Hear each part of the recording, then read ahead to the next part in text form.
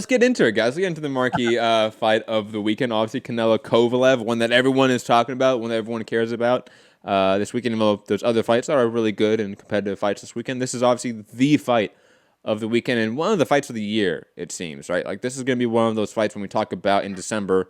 It's one of the marquee events of the year, of the calendar of 2019, that when we look back, should sort of tell the story of what was boxing like in 2019. And Rob, thoughts on the fight? You know, obviously we're going to get into the X's and O's and predictions, but it's here. It's 3 days away now. Thoughts on the overall matchup itself and the hype around it? I've just seen pictures of today's press conference and the face off, you know, the height difference and things like that. So yeah, I think the intrigue is there. It's, you know, I know DAZN wants the Triple G trilogy, and you know, there's maybe other fighters out there, but Canelo has wanted a challenge. He's gone up to face. I know many will think Kovalev's maybe 1 foot out the door as far as his career, and you know, somewhat of a, I don't want to say cherry pick, but selective, you know, matchup. We're going to 175. He's picked the older guy, a champion that's maybe more ready than the others to take the title off them. But no, interested and intrigued by it. It's certainly on my feed ramped up as far as awareness. Now Sky are involved and things like that. You know, Sky have done a bunch of stuff regarding it. But you know, keeping across it all, obviously DAZN are really pushing it. For me, the ones that aren't as much is Golden Boy's account. You know, it's very. But I've thought that about all of their cards. It seems the network always outstrips the actual promoters' accounts. You know what I mean? I've always thought that with Golden Boy. It seems very lackluster on their own social feeds, and it seems that everybody else does the promoting for them. But that's a not shot. In some cases. Well, we're not even on that topic yet. You said about the awareness of it, and but you're absolutely right about that. Gary, obviously you're in the Texas market, a market that Golden Boy does promote heavily in. Like myself in the LA market, another market that Golden Boy promotes heavily in. I've actually seen quite a bit and heard a lot of promo for this car. I mean, every time I step in the car, I hear a radio ad for it. Every time. So that's good that they're buying up at least radio time. I've seen some billboards for it. I've seen some bus stop ads for it. And the fight's not in LA. It's in Vegas. Obviously, trying to get people to go from LA to Vegas to watch the fight. But still, I've seen actually some good level promotion for it. Now, whether it's Golden Boy putting the money in it or DAZN, I don't know. I have seen it on my radar a lot in the last couple of weeks in this market that's near enough to Vegas to matter, and also a Golden Boy market. Gary, since you're in Texas, you're in Dallas, another Golden Boy market, have you been seeing a lot of promotion for this fight? Have you been seeing the hype for it, especially obviously in comparative, let's say, Canelo Jacobs, or even like Canelo Triple G, the rematch? Like, what's the barometer out there for you, since you're in a market that really you can tell, so to speak? There was a lot of ads and a lot of movement for Canelo Jacobs, but I feel like there's probably more for this. But then when you said that, I feel like every ad and every commercial and every poster I've seen is all DAZN, not Golden Boy. Like, I'm just trying to think of that off the top of my head. I think most of the interest that has been drummed up by DAZN. There's a lot of DAZN advertising, at least I can't speak for the rest of the country, but where I am, there's a lot of DAZN advertising, period. Billboards, like city signs, even TV ads, because TV ads are localized. I don't know if people don't realize that, but a lot of TV ads are localized. So if you're seeing certain ads for certain things, let us know in the chat as well. You know, I'm always curious, what is the marketing for a new brand like DAZN out there for? Again, this is probably one of their biggest fights of the year, and probably in pure a monetary sense, probably the most costly event of the year, right?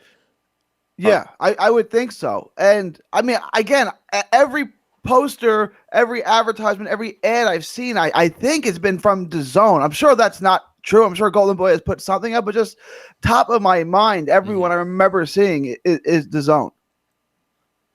Rob, any thoughts? Yeah, obviously that's like you say, localized amongst you guys, but you know, I've just felt this since getting involved and always looking for things, obviously for shows and things like that. I've just always felt Golden Boy's social accounts and their interaction just seems way lower than most. Their presence, so to speak, right? Like, yeah, and just getting it out there. I mean, I've got quite on good terms with the social guy at DAZN, and he's like, "Oh, sorry, I was just putting out a few posts, or I was just clipping out the stuff for the YouTube channel, and I was just." And he's like really responsive. He's got, if there's any questions, he fires back. And I see DAZN always like sharing fans' messages or, you know, just spreading the word, which I guess they have to do. Golden Boy's already an established name, but that doesn't mean you then just dial back, sit back. Oh, we're a big name. We've got Canelo. Well, there's got to push it out there for me. I don't know, but I absolutely agree. But there's some realities to it. Obviously, DAZN is a multi-billion-dollar company. Golden Boy is not. Like, you know, that does matter at the end of the day, you know, in terms of the capital that you have to invest in certain products. Golden Boy doesn't have the capital that DAZN has in terms of investment. So that's sort of context, I think, that does matter in some degree. But I do think you're right that Golden Boy has struggled significantly to like modernize its approach to promoting, if that makes sense. Yeah, like true, Top Rank, I know Gary, you can probably speak on this, took a long time, it seems, to sort of update their system and how they operate. Like, they didn't even have like social media accounts, and I know Bobby Arum didn't even have social media accounts for a long time. Now they do, and you can tell it's an emphasis on even Top Rank's side that this is an aspect of promotion. Golden Boy still seems in time of yesteryear where like social media, it doesn't matter, online presence doesn't matter. For example, like I've heard a lot of radio ads for this card. I want to say those radio ads are coming from Golden Boy's perspective, to be honest. But that would be in line to Golden Boy's thinking in an archaic way. They're thinking radio ads. Guess what? The 20-year-old, mid-20-year-old person is rarely listening to radio ads. I do that because my aux port in my car is broken because I've had my car for 10 years. Okay? So I have to listen to the goddamn radio. Okay? But I think most people my age, most people are like the DAZN hopeful customer that they're looking for, right? The early 20-year-old with capital to sort of splurge. Even like maybe early 30-year-olds with capital splurge, they're not focused on radio ads or newspaper ads. That's not a thing that they care about. I feel like Golden Boy has always sort of angled that as their promotion when that is a archaic form of promotion in 2019. But I digress from this, guys. Sort of quick take on, do you think this does more in terms of U.S. viewership than the Canelo Jacobs card? Yes, I do. Yeah, I think numbers would have grown by then since that card. Just naturally speaking, it has to be, so to speak, because the subscriber I know, base. Yeah, I mean, and it's I don't know. I guess the only thing will be for the East Coast guys, it will be quite a late start to the main event. Maybe that they're not quite so ready to tune into it live, but I guess to streaming apps, that's not really the main thing to get live. You know, that it's there the next morning as part of your subscription anyway. You can watch it back anytime you like. So, but yeah, I imagine this will do more than that. What was it, 600,000 or so? Around there, yeah. For the US number, I want to say. Yeah. So I expect it to do more. I think there's more maybe intrigue to this than whether it's a better quality fight than the Jacobs fight on paper at the time. I don't know, but I think just the sheer, size difference, the two weight classes, I think the intrigue might be there for people to want to go, oh shit, I want to see Canelo, see how he gets on against this guy, So yeah, I think it'll be a higher number. Gary, before you jump in, I want to add that this card is being shown in movie theaters, which I'm curious to see what they, what the sort of revenue they can generate from there. Because I want to say, like, even the Mayweather events on like Fathom events, right? They don't generate a ton of money, but they're generating an extra $3-5 million. So I'm curious to see what this would generate in terms of movie theaters, because obviously that's going to be geared towards an audience that wouldn't buy DAZN or maybe is too old to think about buying DAZN. Hey, go watch a Canelo fight in the movies, like old school back in the day. But Gary, do you think this fight is going to do bigger numbers for at least the live U.S. viewership than Canelo Jacobs? Yeah, I think it'll do more, not because it's necessarily a bigger fight or a better fight, but because the zone continues to grow. So it's been June, July, August, about 5 more months. So it's going to have more subscribers. I think anyone who has the zone for boxing obviously is going to watch the fight. Then you're going to get the Canelo fans, like my neighbor who only watches Canelo fights, who's going to get the app and then drop it. Of course. So, yeah, like it'll do well. I don't know what. If the other one did 600, I would say this does 750 to 800. Which, if it was a pay-per-view fight, if it was a $70 pay-per-view fight, what would you guess? 1.1, 1.2, something like that? This was pay-per-view? Yeah, if it was like HBO pay-per-view. No, this wouldn't do $1 million. You don't think it would do $1 million? No, I mean, Canelo Cotto didn't do $1 million. Canelo Chavez did $1 million. Yeah, but barely. And Chavez is a bigger star than Cotto, I would say. But Canelo's star continues to grow. Yes, in a sense. But, I mean, he hasn't done pay-per-view numbers higher than, obviously, the Mayweather card. So his peak numbers were when he was 21 years old. So, obviously, that skews everything. That's Mayweather, right? But it does skew everything. But, to be honest, like it's hard to say that this would do more than Canelo Cotto and Canelo Chavez. I don't know if it would, to be honest. Kovalev isn't a star, guys. Like, that's why I asked this question, because, and even like Rob brought this up in a way. He brought it more in terms of whether this fight is more competitive or is a better fight than the Daniel Jacobs fight. But I think it is, to be honest, just from the pure weight class disparity. It has to be a better competitive fight. However, in terms of which fight's bigger, Daniel Jacobs has been a U.S. sort of market, not draw because he isn't a draw, but he's been in the U.S. market his entire career, has done decent numbers in MSG. Kovalev had a heyday in HBO that vanished the second he lost to Andre Ward and never really returned. The numbers for the Alvarez rematch or even the first fight weren't that great. So I don't know if this fight's going to do more numbers than the Daniel Jacobs fight, because I don't know if Kovalev's a bigger star than Daniel Jacobs. I think it's pretty arguable.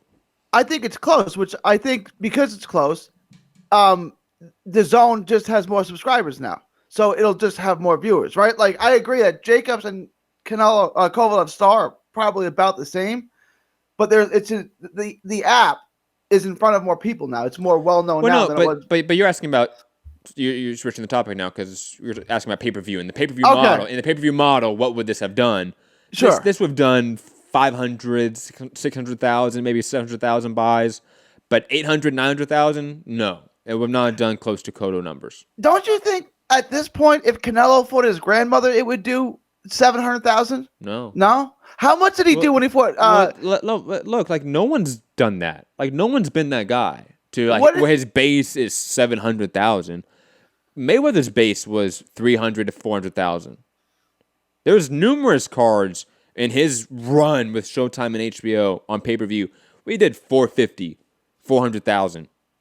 Even Pacquiao, there was times in his run where he did 200, 250, Pacquiao had some bad 350. Ones, yeah. Jesse Vargas and Chris Algieri. Brandon Rios, for example, there are, when you're a star, if you fight someone that's not a star, your numbers do dip. And even in like the UFC model, Conor McGregor, his numbers dip if it's not for certain guys. John Jones, for example, his numbers dip if it's with certain guys. It's just how it works. So I don't think Canelo Kovalev does significantly better than Canelo Khan. It probably doesn't. What did Canelo Khan do? 480. Yeah. Okay. Then it wouldn't do $1 million. It'd probably do 600,000. And to the point of like, is Canelo a bigger star? Or is his star growing? Dwayne asking a good question in the chat I think is somewhat relevant here. And we're going to get to the X's and O's of this fight and our predictions, I promise. We're going to talk about business a lot here. Does the zone help or hurt Canelo's star quality given the lack of viewership comparative to, let's say, more broader networks a la HBO, right? When he was on HBO. How many pay-per-view buys do you think Canelo Jacobs would have done? Around 600,000 maybe? Yeah, probably around that. Yeah. So about what people paid for a DAZN subscription to watch that fight anyway. So I don't know. But it would make more money. That would be... Well, yeah, but that's not to do with star True. potential or viewership. But then when we talk about this, then we should talk about more like the machine behind them, right? I talk about that often, right? The machine behind someone. Obviously, DAZN is a massive machine behind fighters now, right? Is it better than the HBO machine in its heyday?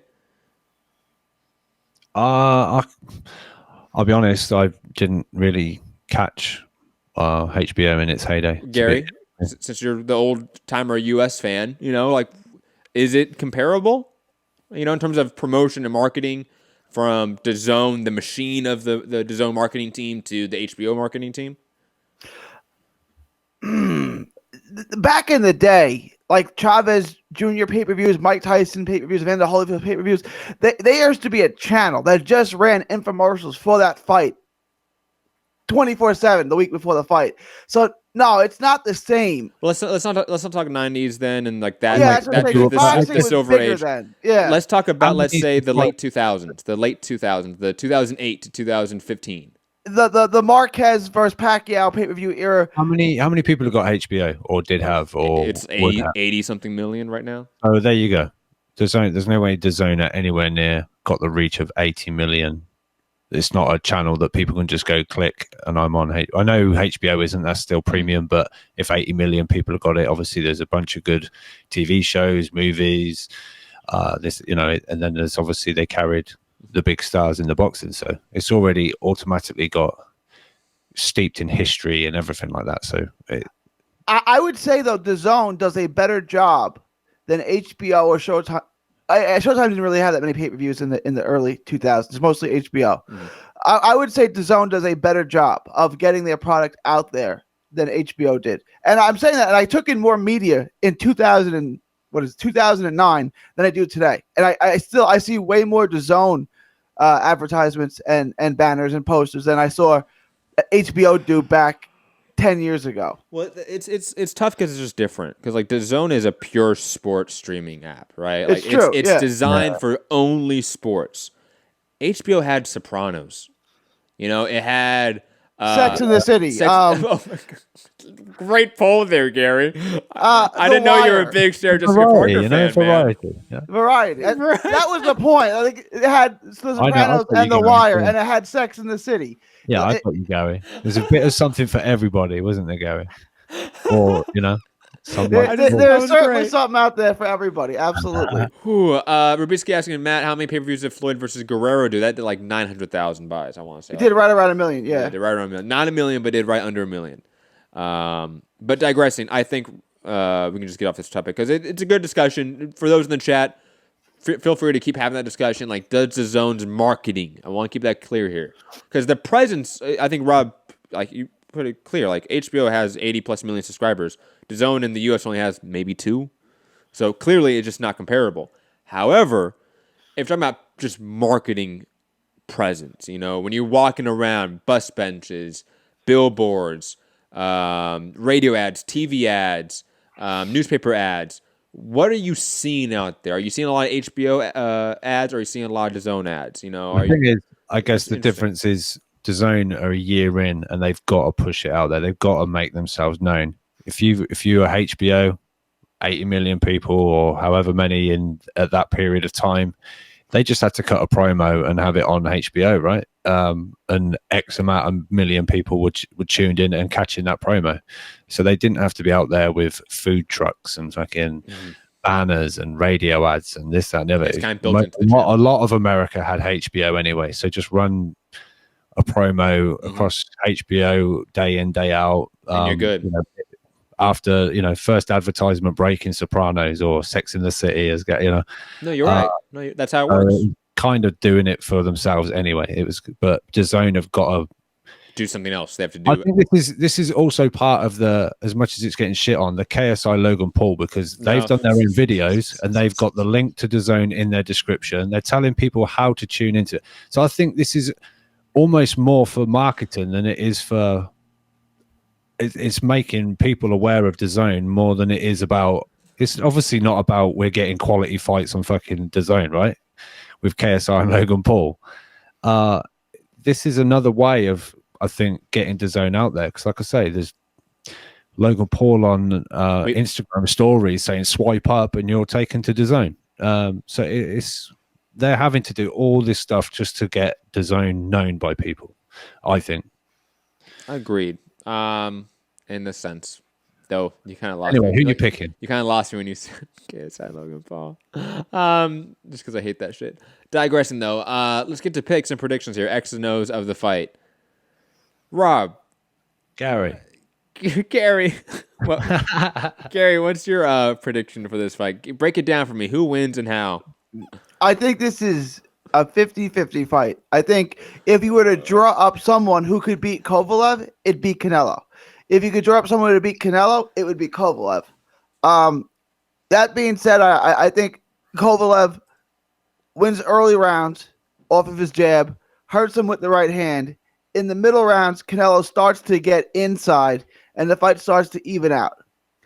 I think as it goes to the scorecards, Kovalev is simply trying to survive the body attack, but he puts enough early rounds in the bank where he takes a split decision. who takes a split decision? Kovalev.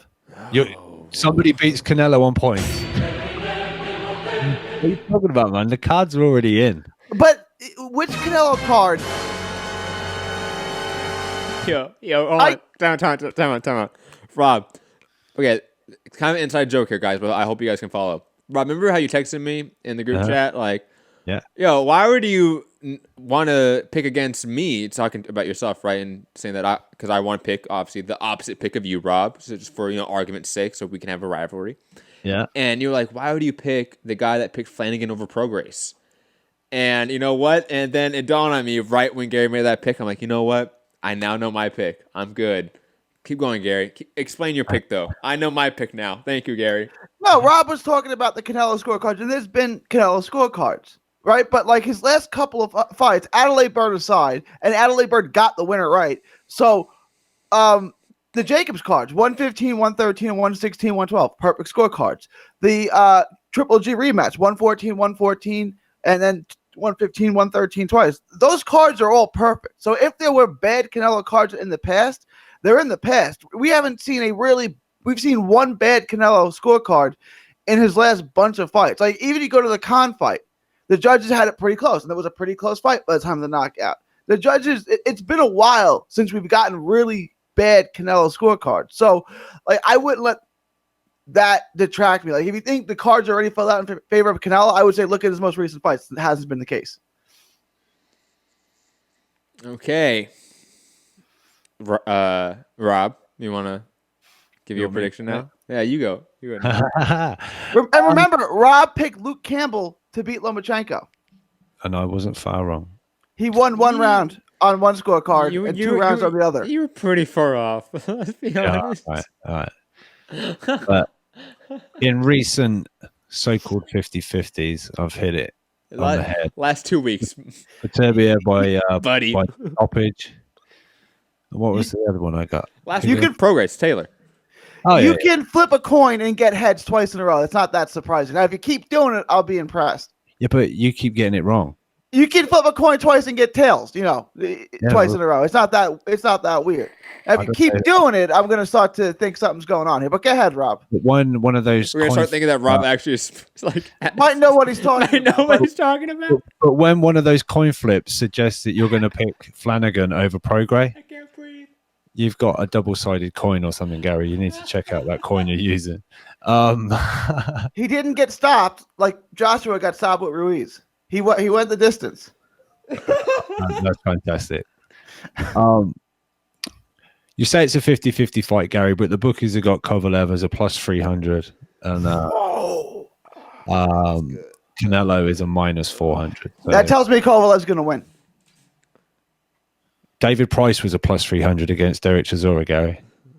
There's not nearly as much action on Chisora Price as there is Kovalev and Canelo, but continue. Anyway, bottom line, I think Canelo can get Kovalev hurt like Yard did. I don't see Kovalev making it out of the fight like he did against Yard. I just feel Canelo has shown me over and over again against big heavy hitters the ability to ride shots, to roll shots. Even though he looks like sometimes, I think it was against Jacobs, I thought he just ate a huge right hand from Jacobs, but in the slow motion, you just see him turning it and just riding it, taking the edge off it. I think he's so adept at what he does in on a defensive side of things. And I think as providing Canelo gets inside that great jab of Kovalev's, Canelo is more than skilled enough to fire in combinations to Kovalev's body. And I think we'll see Canelo win with inside 9 rounds. Canelo will win inside 9 rounds? Yeah. So you're going to stop him? Yep. Yes, that's what that means inside 9 rounds. Yeah, okay. I just wanted to make sure I heard that correct. Let me just check. Is it a 9-rounder? Nope. It's not. And even then, it would be inside 9 rounds, so you would still be. It would still be. You'd still be right. An 8-rounder. Yeah, that'd be an 8-rounder. Yeah. It's an 8-rounder. I guess I'm the deciding vote here on what MCR as a group is picking. And you guys know I've been waffling back and forth here because I think Gary and like you, Rob, made excellent points on as to how like this is a close competitive fight. Like Kovalev's jab, his size, his ability to land accurate shots, the fact that he is a decent combination puncher as well. Like I think we don't give him enough credit for throwing in combination as much as he does. He does throw in a lot of 2s and 3s and 4s. He's not really a single shot artist as I think some people want to claim he is. And you need to throw in combination to beat Canelo, like or any defensive boxer. Like you just need to throw in combination. And plus, I do think guys like Anthony Yard were really lucky to have the massive size advantage against Kovalev that they did. And that's not going to be a thing that Canelo has. Even guys like Eloy Alvarez, I think, had a size advantage over Kovalev. Andre Ward, a guy that, well, not probably bigger than Kovalev, is a guy that is bigger than Canelo, and significantly so. He's also really strong. Like, Ward's freakishly strong for somebody his height and size. Agreed. And so I look at the game plan that all three of those guys set, in a sense. Obviously, not all of them were as successful with the game plan, but they all showed us how to give Kovalev issues. One, you have to press him. You have to get him on the inside. You have to smother that range that he likes to be in, that mid to long range where he can get his shots going, his straight shots off, because he is really a straight shot like puncher. He's not really a guy that throws in hooks or doesn't really have a good uppercut in his arsenal. Doesn't really throw to the body as much as you probably would like, speaking of Kovalev. But a jab, a 1-2, 1-2-1, a 1-2-1-1, like he's masters of that, You smother that work. And then also, a la what Beterbiev did against Vajic, you have to turn him. You have to. And if he's turning, you turn with him. You have to match him with that. And obviously, Canelo can do that. Like, with an issue, obviously, the Beterbiev-Vajic fight, we didn't know Beterbiev could do that. Canelo, we know he can do that. We know he can move with the guy moving laterally, a la the Triple G fight, the second one, in a way. Or even the Jacobs fight, for example. So if Canelo is able to smother Kovalev's range and his work, get on the inside, land his shots, and sort of bully him and keep turning him, then it's going to be Canelo's night for probably a decision. However, again, I want to emphasize the size matters. And this is a really hard fight for me to pick because I've been very vocal against guys moving up 2 weight classes. A la Canelo, a la Rigo Loma, a la Brooke Triple G, a la Mike Garcia, Earl Spence. Okay?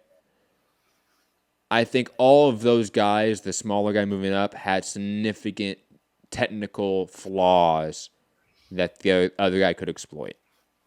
And the other guy just happened to be 2 weight classes fucking bigger than him. I don't know if that's the case here. And that's why it makes it a really hard fight to pick. Because, like, from a principle standpoint, I want to go, well, Kovalev is bigger. And, like, just from a pure, like, historical perspective, it's rare that a guy moves up 2 weight classes like Canelo and wins. It's just super rare. It's not normal. But you look on that historical sort of precedent and you see that the guy moving up in weight class maybe wasn't the better boxer moving up. Maybe they had a specific style that the guy that was bigger could exploit to the fullest, a la Lomo's lateral movement and Rigo's static movement, right? I think Kovalev doesn't really pose as much of a threat to Canelo stylistically as all those other respective historical references we can bring up. And that's why I'm going to pick Canelo. Because A, Canelo has obviously the technique, the style, and the obvious game plan in front of him to beat Kovalev. And B, I don't know if Kovalev has the necessary tools to exploit Canelo's flaws. And to be honest, I don't even know what would be Canelo's major flaw in this type of fight, other than just size, because he's a small middleweight in terms of height. You know, like Rigo had a significant issue in terms of lateral movement moving up. You could just see that even in the Donaire fight, for example. Mir Khan, chin issues. Kell Brook never faced a guy even close to Triple G's level.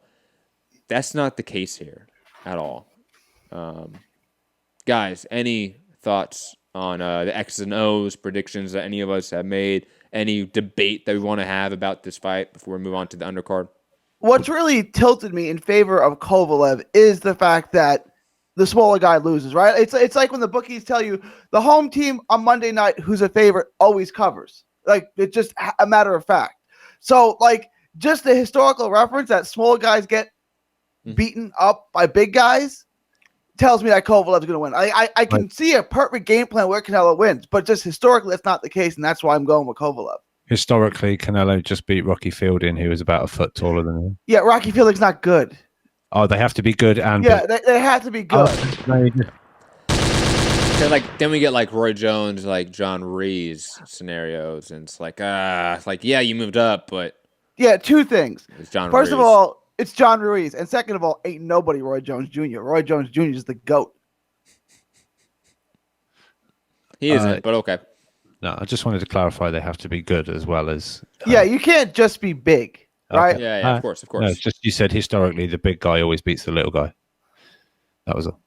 Do I really need to preface that like with they have to be good? Like, look, Gary, this is a big fight. Some new person might be tuned in. Like if Josh Taylor went up to 154 to fight Bradley Skeet, I'd pick Josh Taylor to win.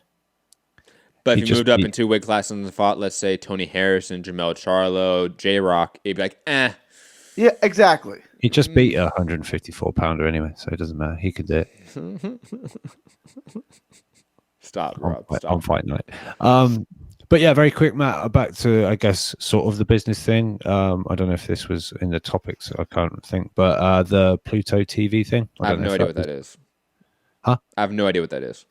Well, they're running the undercard on this Pluto TV, which has apparently got 18 million subscribers, and the main event is there for then people to sign up to DAZN to carry on watching. So it's, I guess, again, marketing, trying to catch people, pique their interest with the undercard and whatever. But it's just Gary, have you heard of Pluto TV? I had no idea. I thought you were going to make fun of me for being like the old guy that didn't know what that was. I have no idea. I have no idea what Pluto TV is. I have no idea what that is. Moving on to the co-main event. I think we're all good here, right? 2 picks for Canelo, 1 pick for Kovalev, but we're all think it's a competitive, fun fight. What was your method of victory? I can't remember. I'm lean decision. I don't think he gets him out there. I think Kovalev's tougher than we give him credit for. But if Canelo catches him low, does he take a knee and quit? No.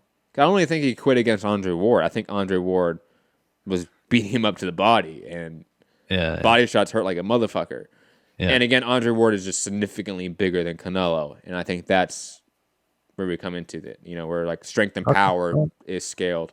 But co-main event, Ryan Garcia versus Romero Duno, in a fight that is probably going to tell us a lot about Ryan Garcia in terms of his future, at least. Like, he loses to this guy in this fight, I wonder how that long-term Golden Boy deal pans out. The greatest contract in prospect boxing history, whatever the fuck that means.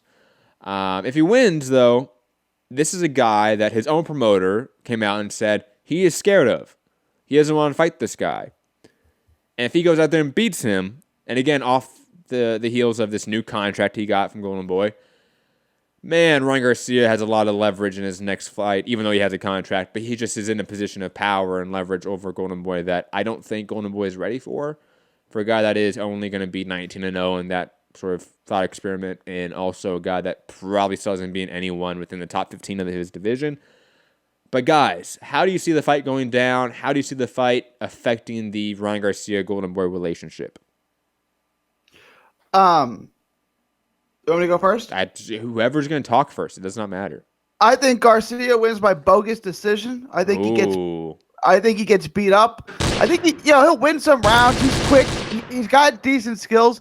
But I think he gets worn down to the body. And I think he gets broken up. And we're gonna watch the fight and be like, oh, it's an 0-1. And they're gonna say, 118. Oh, is it 10-rounder? It's a 10-rounder, right? No, it's 12. So it's 12. Oh, it's 12. So you're gonna hear like 118, 110 for Ryan Garcia. You're like, what? What fight is this? It is for a vacant. I can't believe this bullshit. Wow. It's for a vacant WBC silver championship. WBC silver. You Yes. know who has the WBC silver at 147? I don't know who. Okay. Alessandro Riganucci. Oh my god. Rigatoni. I like how Gary thinks that somehow Ryan Garcia is going to get the benefit of like home cooking and like Oscar being in the judges' pockets, but Canelo is not. I think that's hilarious. But Rob, how do you see this fight going down? Ryan Garcia, Romero Duno. I think Ryan Garcia will box his head off, to be honest. Ryan Garcia is like a minus 1,000. And Duno is a plus 550. Yeah, I mean, I'm saying this without seeing a lot of Duno, to be honest, but I think we'll see Garcia put on a performance. I think he'll look slick, sharp, fast, and treat this guy like Braulio. I just wanted to address that contradiction too. There's so many times where you see a young fighter, Josh Greer the other day, get a decision he doesn't deserve, right? Like, I don't know why that is, but like I can name a ton of fighters. No, I don't have an issue with that. Okay. That's not what the issue is. I understand why you think that. Why you think individually Ryan Garcia would get a bogus decision. I understand that completely. However, you didn't, or let's say we didn't see the main event last weekend of that card, which was Shakur Stevenson, Jarrett Gonzalez. We didn't see Shakur Stevenson get a bogus decision. You know what I mean? Well, no, but there was no way you could score that fight anything other. Oh, of course not. But I'm saying, like, yeah. I don't know, like, if it would be really hard for me to say or think that the co-main event would get the benefit of home cooking and some corruption that people want to dream up of and to hate on boxing more. But the main event guy, who's actually the star, actually the guy that matters to the promoter, they won't get the benefit of the doubt. I just think that's interesting. That's not normal. I've never seen that. I've seen all the A sides get benefits of the doubt on one card. You know what I mean? Like, I've definitely seen that, especially on like local cards, regional cards. You see that a lot of times. But I've never seen a big card where that's happened, where the inverse, where the main eventer got screwed over, even though you would think the promoter would have their back, air quotes, and the co-main event, the guy that's not as big as the main event fighter, they got the benefit of the doubt in the decision. That just is not normal, I would say. But digressing, my thoughts on the X's and O's of this fight. I think Romero Duno, he's in this weird situation where maybe because I'm right off the heels of Shakur Stevenson, Jarrett Gonzalez, or switching back to that fight. I'm thinking of guys that are tough, durable, almost undefeated, maybe have one loss on their resume, like regional guys that are supposed to give that undefeated, that promoter's like golden goose a tough challenge, but they've never really done anything. I'm starting to question those fights because I've seen a lot of times in recent memory where that that person isn't that tough. A la Joet Gonzalez, Shakur Stevenson. So I don't know if we're in that situation where Romero Duno got the benefit of looking kind of good on some undercards, facing guys that we've never heard of. And then he's got built up in this matchup because of this whole drama that Oscar and Eric Gomez are out there saying, oh yeah, this guy is going to beat up our star prospect, and our star prospect is scared of him. I don't know if that's played some psychological effect where we now think Duno is this great prospect when he isn't. And on top of that, like you say, Rob, Ryan Garcia's boxing ability should be improving. He's a guy that, A, has a ton of athletic talent and ability.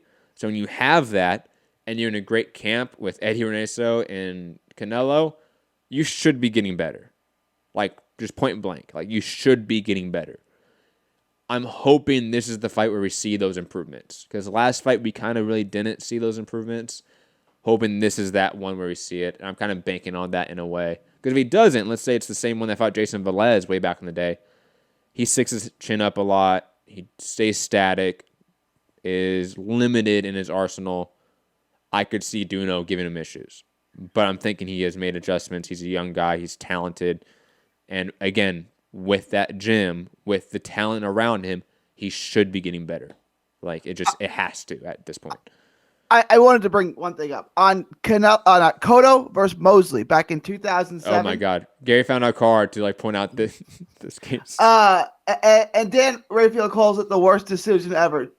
Casamayor in the co-main got a split decision victory over Jose. I don't even know this guy's name. Jose Santa Cruz. And then in a 50-50 fight, Cotto got a split decision over Mosley. So there's a guy where whatever. I found an example where the B side got the benefit of the doubt. Well, the A side got the benefit of the doubt in the co-main, and then the main event was scored completely reasonable.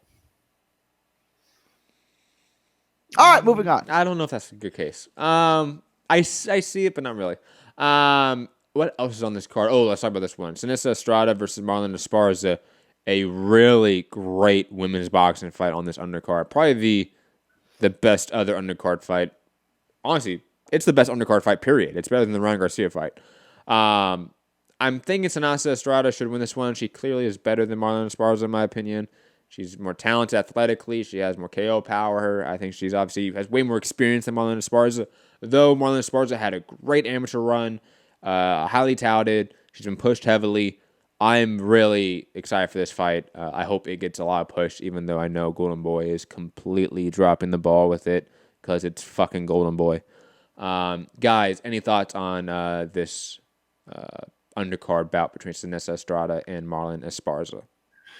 Yeah, I'll go with Estrada on this one. I think, I just think she's much better, personally. So, but it's good. This is, women's fights seem to be becoming a regular thing on a lot of boxing cards now, and that's only a good thing. Agreed. Again, as usual, we just want the quality, the talent, depth to grow within the sport. But, the likes of Shields, Taylor, all these other sort of fighters hopefully inspire the girls to dedicate and give themselves the opportunity to try and match these girls, and because I'm sure there's tough women out there, it's just Absolutely. A matter of honing some skills and putting it together. But it's good to see on big cards and big fight nights, and that the women have seem to have found quite almost a regular spot, whether it's early on in the card or even part of the main card or whatever. But it's happening. It's starting to get good for the women, definitely, as far as TV time especially. And I will add, let's look at what has happened in MMA. If you invest in women's sports, it flourishes. Look at women's football or soccer. If you invest in it, it does flourish. It's painfully obvious at this point. All you need to do is just have actual investment from the mainstream industry. In this case, boxing, mainstream industry. So Matchroom, Golden Boy, PBC, Top Rank, ESPN, DAZN, Showtime, Fox, they all need to invest and promote women's boxing for it to flourish. If they don't, how is it going to flourish? How is it going to grow? It's impossible. Very quick in the chat, Gary, did you write Alessandro Rigaccini's Wikipedia page on BoxRec? Dude has got a whole page. No, no. Wait, hold on. That's interesting because like BoxRec like wiki part where it's like the biography is shit most of the time, right? I rarely use it. But if Rigatoni has a full on like actual Wikipedia section on BoxRec for him, we all know that's Gary with a secret account, right? Yeah. Gary's looking at it right now, like really? I am. Sure. I went to look it up. Matt was right. Yeah, that's what I would do if I was pretending I didn't know. What was what was Mitt Romney's fake Twitter account name? Henry Delecto or something like that. Yeah, it was good. Well, it was Kevin Durant. Kevin Durant had a good one too. There's a couple like really famous celebrities that have been caught with burner accounts. We know Gary has. So this says 3D boxing or something. But what's left on the undercard is not a lot. Can I get in on the? Sorry, I forgot. Yeah, sorry. You totally skipped me. With Gary. We're talking about other things. I apologize. We do know where Esparza is from, correct? Texas. So obviously, I'm going to take Esparza. I think this is a star-making performance. Because I know she hasn't been pro that long, she hasn't had that many fights, but I don't think she's young. I think she's probably older than Estrada. I can look up really fast. She's not young. So I think this is kind of it. This is like her big shot, and I think we're going to have a star-making performance if she takes a close split decision. She is older than Estrada by 3 years. You wouldn't think so, right? Yeah. But she's not that old. She's only 30. I mean, that's not that significant. She still has another... Yeah, she does. Yeah, 5-10 years of a career left of her easily. But if I would have asked you how old do you think Esparza is, you would have said 25, 26. Absolutely, yeah. I would have said mid-20s. She looks young, and plus, like you said, like she has a short career. So I mean, at this point, so it's hard to think that people that have 7 fights are 30. You don't think about it really. But moving on, is she 30 or just in her 30s? No, she's 30. Rob, you fucking smart ass piece of shit. Guys, if only you out there, the listeners, knew what me and Gary have to put up with on a daily basis with Rob. Super chats, guys, for our pain, please. But there's really nothing else on the undercard that I want to bring up. You guys ready to move on? There's nothing else. There's like Blair Cobb. It is a pretty shitty card, right? It is. Backroom Matsurlayev fighting Jorge Fortea for a Eurasian Boxing Parliament Super Welterweight title. What the fuck is that? Eurasia. Holyfield's kid's fighting on. Oh yeah, Evan Holyfield in his debut though, so it's like. And I do debut first before I talk about He's the guy that they're all high on with the big hair. Is that Backroom or Merlium or Blair Cobbs? Blair Cobbs, yeah. I mentioned him. I mentioned him already. Oh, you did? Yes. I wasn't. Yeah, he's decent, but I mean, these are all guys that like I need to see more of. Like, but I would say this, Blair Cobbs beating Fernando Carabon, that was a notable win for the regional scene out here in LA. So like I noticed that. So he's a guy that if he keeps moving forward, he's something to pay attention to for sure.